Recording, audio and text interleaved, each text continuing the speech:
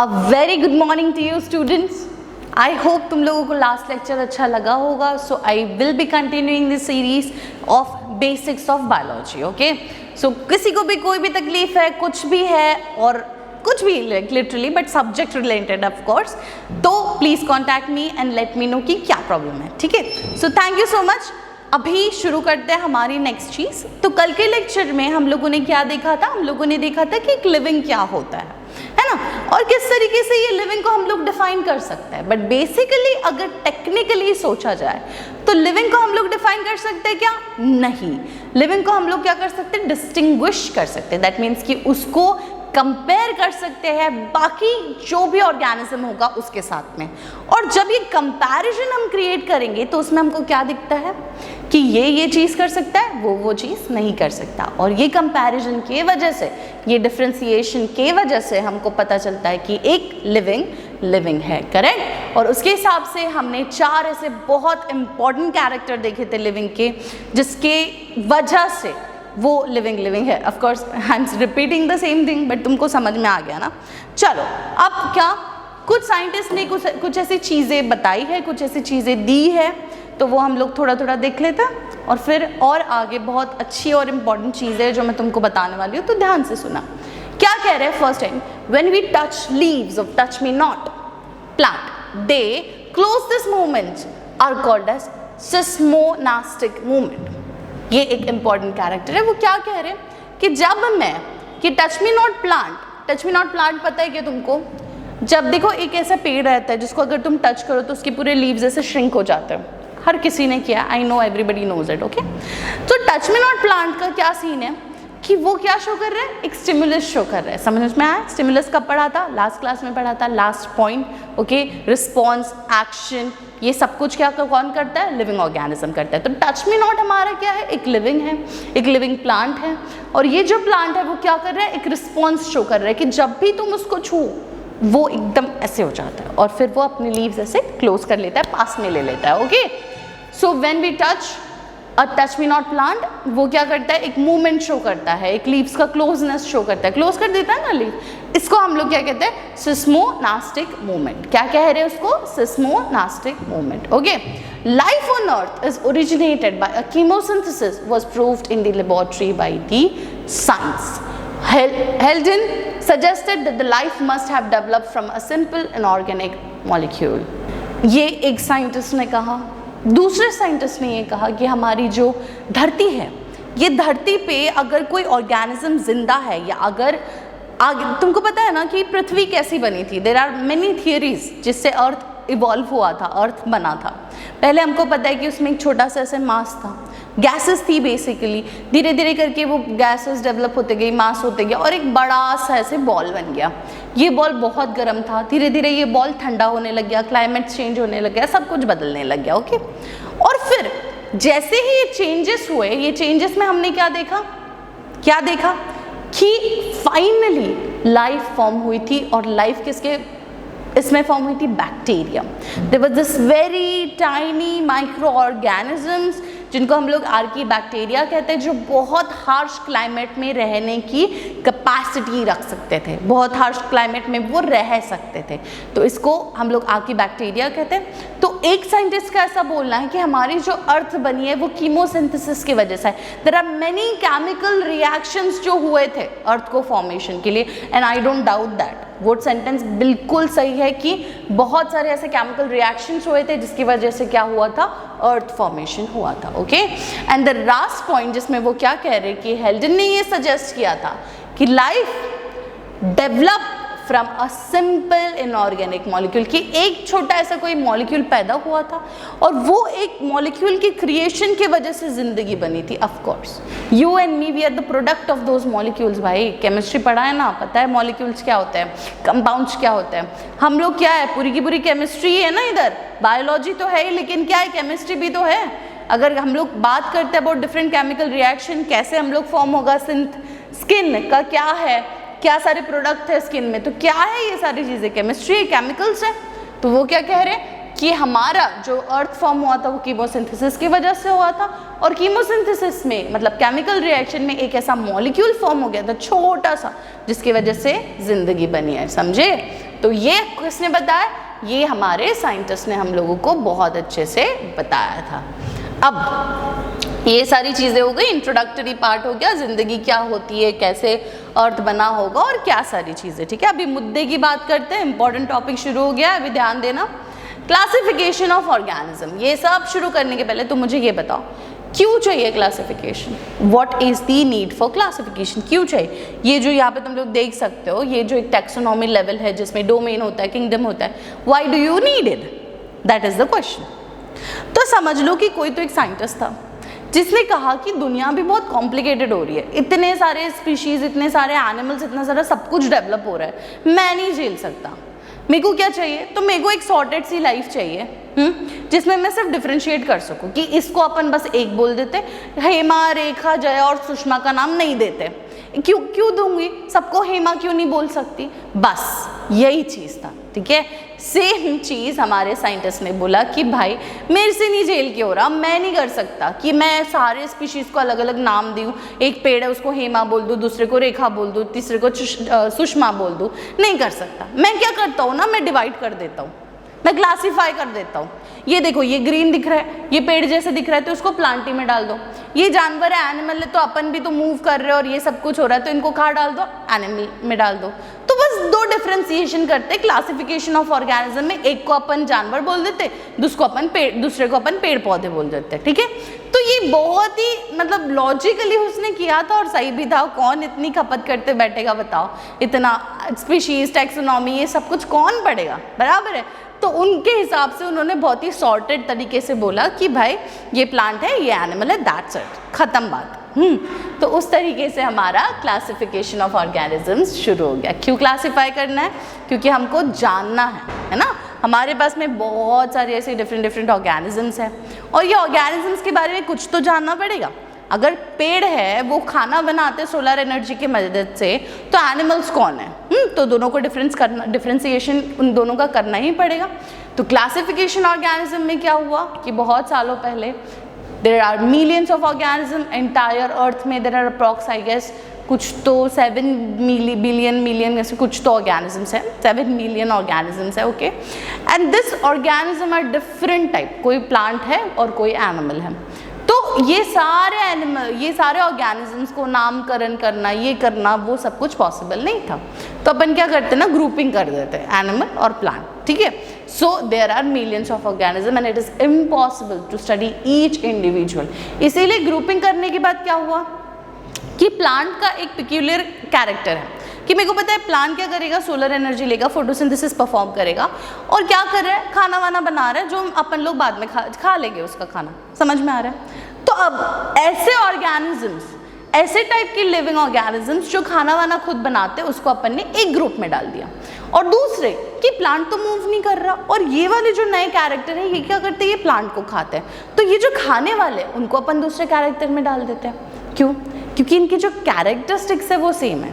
समझ में आ रहा है कि हमारे पास जो लिविंग है वो लोग लिविंग तो एक जैसे हैं, बट जो प्लांट है वो लोग एक कैरेक्टर शो कर रहे हैं। तो मुझे हर एक इंडिविजुअल को पढ़ने का तो टाइम नहीं है कि ये हरा है, दूसरा लाल है, दूसरे का कलर कुछ और है।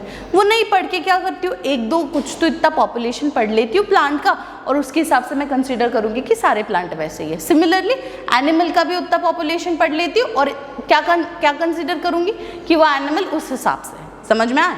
So there are millions of organism और हर एक ऑर्गेनिज्म की पढ़ाई करना हमारे लिए पॉसिबल नहीं था।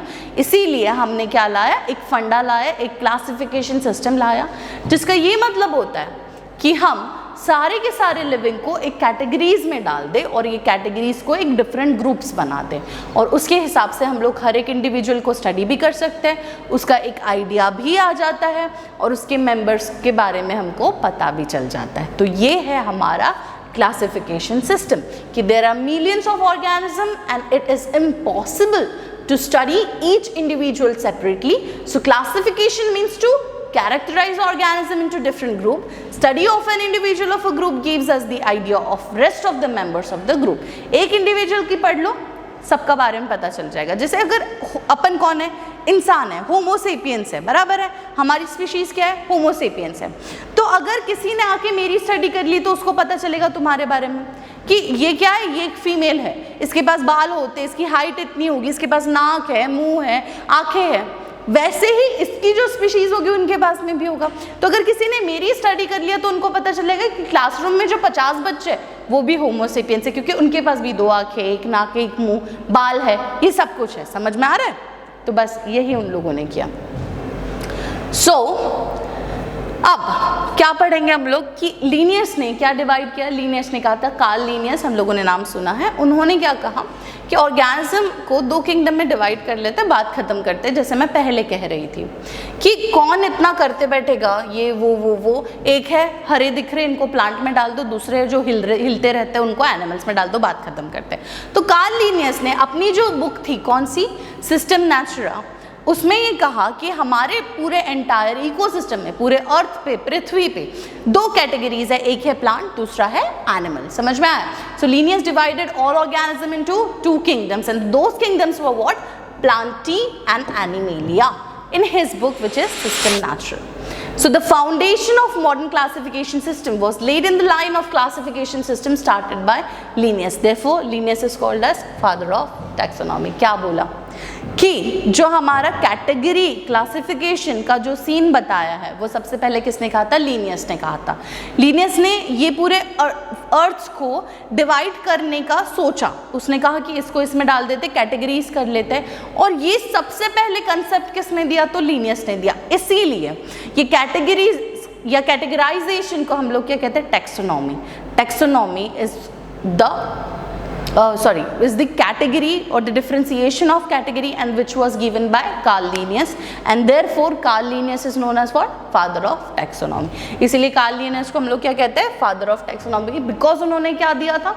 उन्होंने एक कंसेप्ट दिया था जहाँ पे हमने चीज़ों को डिवाइड करना सीखा। ओके, अब नेक्स्ट चीज़ हम लोग क्या है कि due to dispute positions of organism like bacteria, virus, fungi, euglena, there is need of reconsideration of system of classification, and the book Genera Plantarum which was written by Bentham and Hooker, इन लोगों ने बताया। अभी क्या है, चलो ये सारी चीज़ें मैं तुमको धीरे धीरे अच्छे से समझाती हूँ।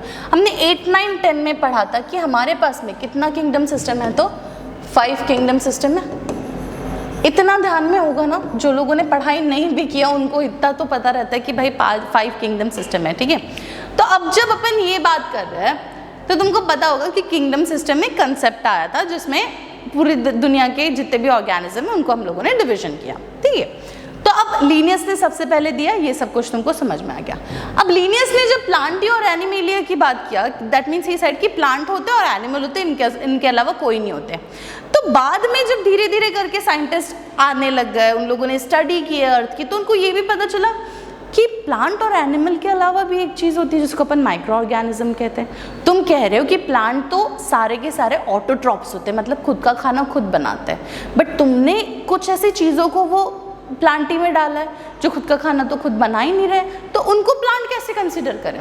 और तुमने कहा कि एनिमल ऐसे ऐसे होते हैं, तो यार कोई तो ऐसे भी एनिमल्स है जो खुद का खाना खुद बना रहे, तो इनका क्या करें? तो इस हिसाब से ये जो उनका कंसेप्ट हो गया था कि सिर्फ 2 चीज़ों में उन्होंने पूरे धरती को नष्ट नहीं किया, कैटेगराइज किया, वो थोड़ा सा क्या हो गया? डिबेटेबल हो गया। माने कि साइंटिस्ट के बीच में उसकी वजह से लड़ाई होने लग गई कि तुम गलत हो, तुम गलत हो। बट कार्ल लीनियस गलत नहीं था, उसने फर्स्ट कंसेप्ट दिया, वो उसके हिसाब से सही था। पर धीरे धीरे साइंटिस्ट जो है वो ज़्यादा एजुकेटेड होने लगे, होशियार होने लगे, तो उनको चीज़ें और समझ में आ गई। ठीक है, तो उसके हिसाब से उन लोगों ने फाइनली बहुत डिबेट किया और उन्होंने कहा कि माइक्रो ऑर्गेनिजम्स का क्या करेंगे? ये जो बैक्टीरिया है अपने पास में, या ये जो फंजाई है अपने पास में, एल्गी है, यूग्लिना है, ये दिखते तो प्लांट जैसे पर प्लांट तो नहीं है, क्योंकि ये खुद का खाना खुद नहीं बना रहे। तो फिर इनका अपन क्या करेंगे? इन सब का क्या करना है? तो वैसे टाइम पे हमारे पास में एक नया कंसेप्ट निकला जिसमें हम लोगों ने और ज़्यादा किंगडम सिस्टम को डिवाइड, और किंगडम सिस्टम को डिवाइड करने के बाद में जो हमारे साइंटिस्ट थे कौन थे? Bentham and Hooker. ओके, जो भी नीट के लिए प्रिपेयर कर रहे हैं, ये लेक्चर में मैं जो भी वर्ड यूज़ कर रही हूँ प्लीज़ ध्यान से सुने।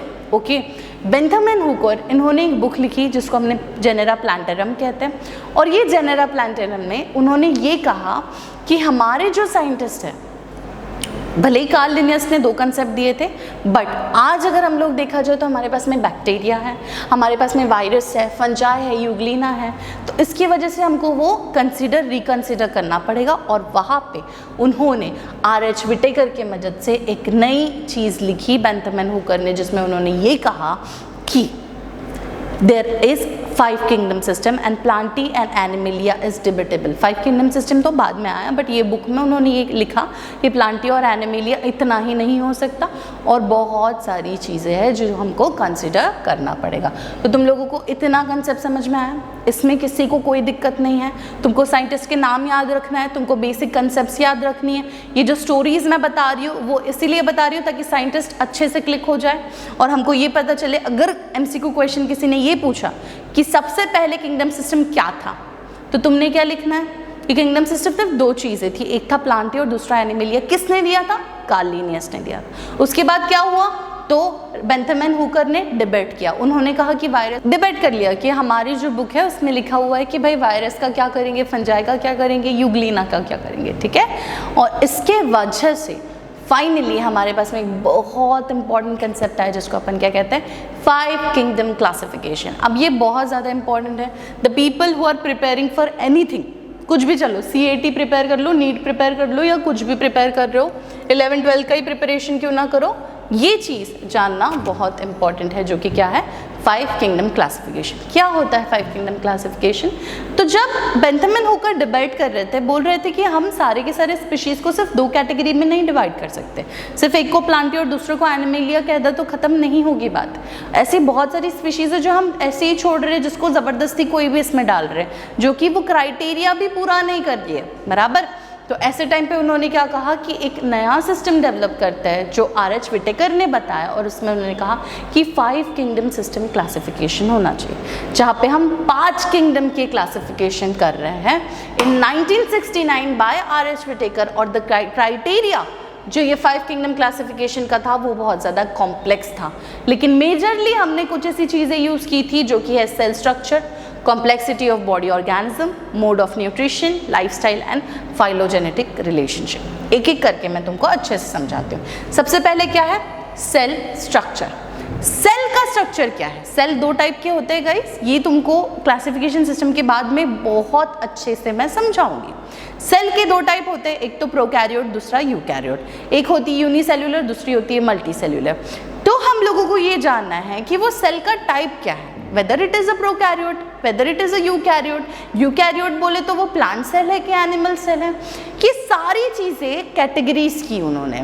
R.H. विटेकर ने एक लिस्ट बनाई, जैसे हम लोग एक लिस्ट बनाते ये check check check check check, उसी तरीके से उन्होंने भी एक लिस्ट बनाई। जैसे अगर तुम लोग 11th में एडमिशन ले रहे हो तो क्राइटेरिया होता है कि तुमने 10th पास करना चाहिए, बराबर। वैसे ही R.H. विटेकर ने कहा कि अगर तुमको प्लांटी या एनिमेलिया में जाना है तो तुमने ये कैटेगरीज में बैठना चाहिए।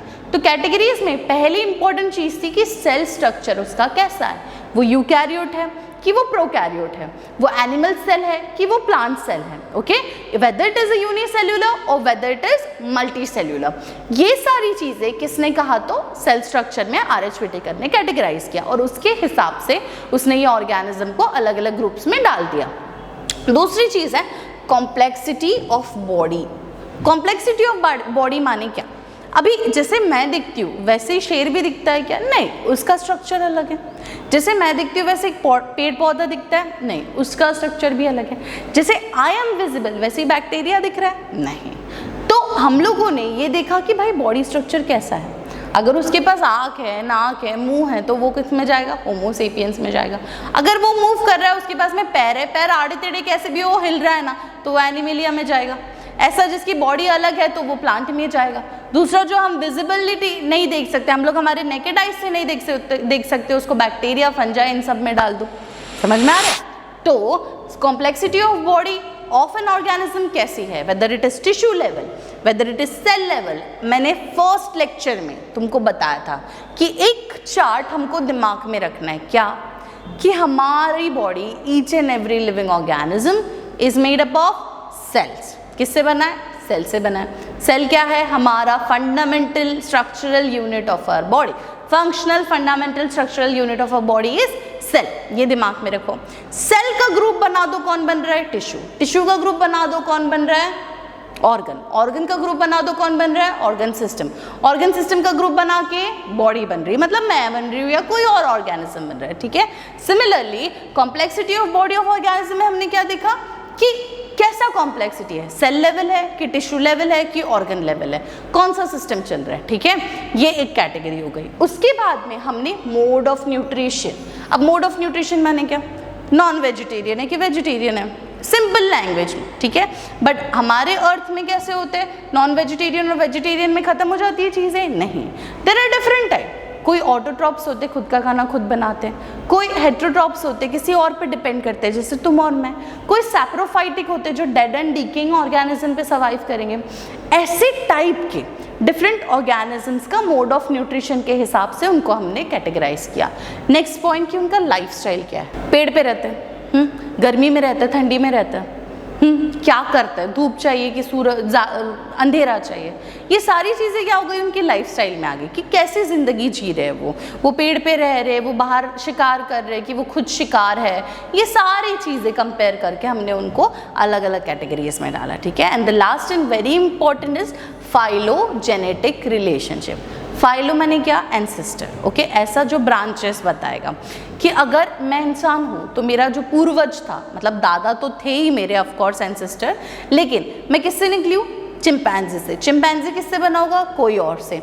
तो हम अगर मिलियंस या फिर समझो 500 साल का अगर मैं एक चेन निकालती हूँ या एक ट्री निकालती हूँ, 1000 साल 2000 साल के पहले वाला, तो मैं उसमें देख सकती हूँ कि मैं पहले इंसान थी क्या? नहीं, पहले क्या थी? चिंपैंजी थी। चिंपैंजी के पहले क्या था? ऐसा।